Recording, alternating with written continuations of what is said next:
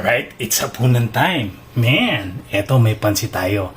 Ngayon, matatry na natin yung product ni kay Adrian. It's Mogachi time. Alright, see you mamaya. Natin mamaya. Astig to, man. Alam mo yun, medyo, syempre taste natin maanghang eh. Ewan ko ako kasi taste ko maanghang, so, nako, mamaya, tatry natin dito sa pansit. Sa all-time pansit, tsaka yun dito sa may all-time veggies ko.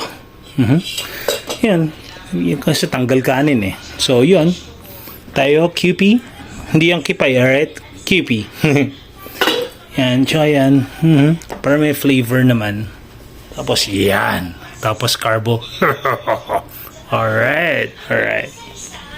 Alright, simulan na ng aksyon.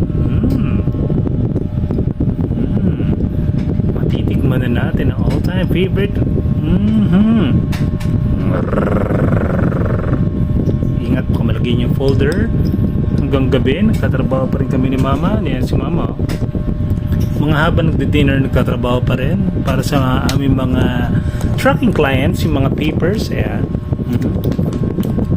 about sa mga registration ng mga trucking franchise nila. Yan.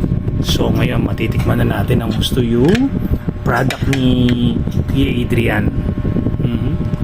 The Mogachi. Alright. Oh man, shoot, wag ka lang masyadong may excite ang kalalagay nitong Mogachi. Or wag ka lang may excite or wag ka lang susobra. Kasi talagang maanghang, man. Kung di mo sobrang hilig yung manghang, mapapalabang ka, mapapasubo ka ng marami.